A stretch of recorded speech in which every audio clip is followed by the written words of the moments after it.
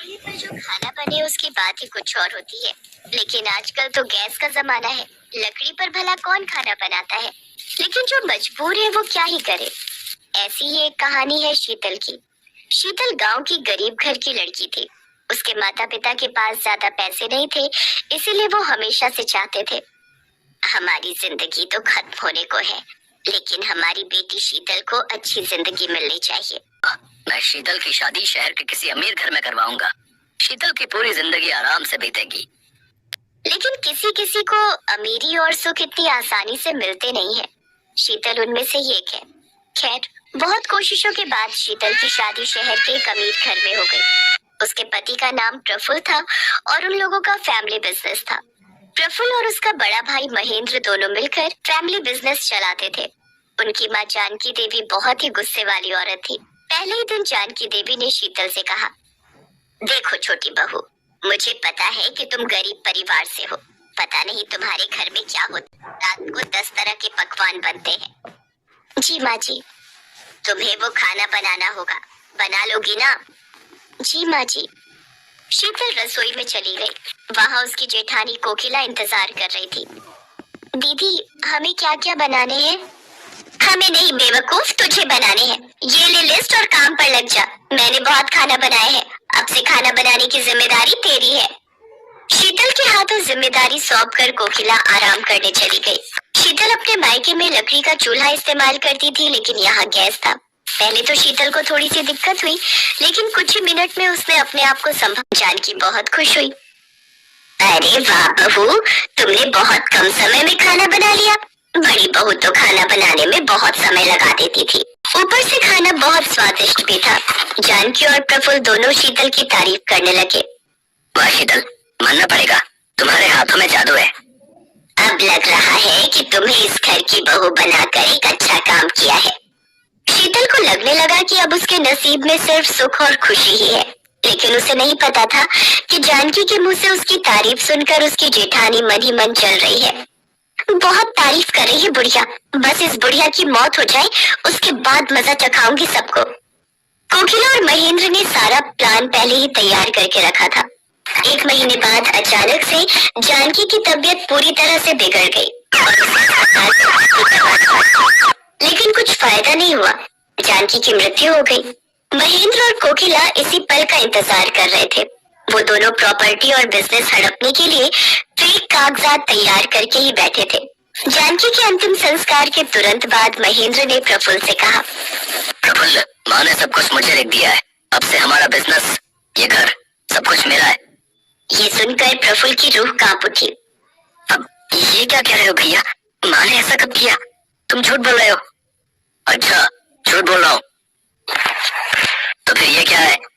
महेंद्र ने फर्जी कागज दिखाया। प्रफुल्ल ने कहा, ये फर्जी है, आप झूठे हो। ठीक है, फर्जी है तो कोर्ट में केस करके वापस ले ले सब कुछ। तब तक इस घर से बाहर निकल। महेंद्र और कोकिला ने प्रफुल्ल और शीतल को घर से निकाल दिया। प्रफुल्ल को समझ में नहीं आ रहा था कि उसके साथ ये हुआ क्या है। शीतल, ये क्या हो गया? हम तो रास्ते पर आ गए, अब क्या होगा? केस करने के लिए पैसे चाहिए, लेकिन बैंक अकाउंट भी तो भैया के नाम पर है। आप चिंता मत कीजिए जी, सब कुछ ठीक हो जाएगा। कैसे ठीक होगा शीतल? सब कुछ बर्बाद हो गया, हम रहेंगे कहाँ, खाएंगे क्या? प्रफुल्ल पूरी तरह से टूट गया। उसे गरीबी की आदत नहीं थी, लेकिन शीतल तो बचपन से गरीबी में ही जी रही थी। वो प्रफुल्ल को लेकर शहर की मेन रोड के पास वाली बस्ती में रहने लगी। शीतल, आज तुम ना होती तो मेरा क्या होता? मैं तो मर ही जाता। ऐसा ना कहिए जी, मैं आपको मरने नहीं दूंगी। रुक जाइए, मैं कुछ खाना बनाती हूँ। खाना बनाने के लिए चावल दाल कुछ तो चाहिए, वो सब कहाँ से मिलेगा? बस्ती के गरीब लोग अमीरों के जैसे खुदगर्ज नहीं होते हैं, उनसे सब कुछ मिल जाएगा। मुझे लकड़ी का चूल्हा जलाने की आदत है, आप बैठिए, मैं सब कुछ करती हूँ।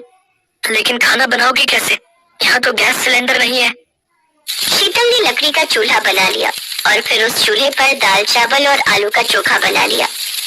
अरे वाह, स्मेल तो बहुत अच्छी आ रही है। प्रफुल्ल ने पहला निवाला मुंह में दिया तो उसके होश उड़ गए।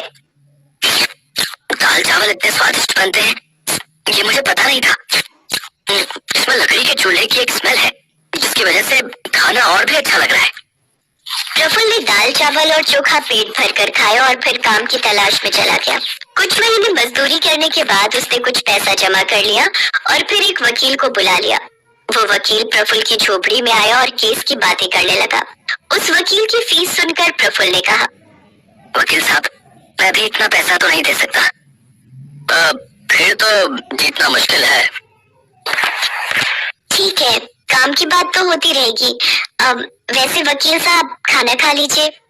शीतल ने वकील साहब को लकड़ी के चूल्हे पर बनाया हुआ मुर्गा खिलाया। खाना खाकर वकील इतना खुश हुआ कि वो मुफ्त में केस लड़ने के लिए राजी हो गया। उसने कहा, भाई वाह, ऐसा खाना मिलता रहेगा तो मैं मुफ्त के केस लड़ लूंगा। और भाभी, आप यहाँ क्या कर रही हो? आपको तो कोर्ट के बाहर होटल खोल लेना चाहिए। वहाँ इतना अच्छा खाना नहीं मिलता है। आप चलिए, मैं सारा बंदोबस्त कर दूंगा। वकील ने कोर्ट के बाहर होटल खोलने की परमिशन दिलवा दी। वहाँ लकड़ी का चूल्हा बनाकर शीतल खाना बनाने लगी। खाने की खुशबू सूंघकर आसपास से सभी वहाँ खाने के लिए आ गए। लकड़ी के चूल्हे पर बने हुए पकवान को खाकर सभी दीवाने बन गए और शीतल का होटल धूमधाम से चलने लगा। कुछ ही महीनों में उसने बहुत सारा पैसा कमा लिया और होटल को बड़ा भी कर लिया। उन पैसों से प्रफुल्ल ने अपने भैया और भाभी पर केस कर दिया। महेंद्र और कोकिला केस हार गए और उन्हें जेल जाना पड़ा। प्रफुल्ल को सब कुछ वापस मिल गया। वो व्यापार संभालने लगा और शीतल लकड़ी चूल्हे वाला होटल संभालने लगी। ऐसे ही वो दोनों खुशी खुशी रहने लगे।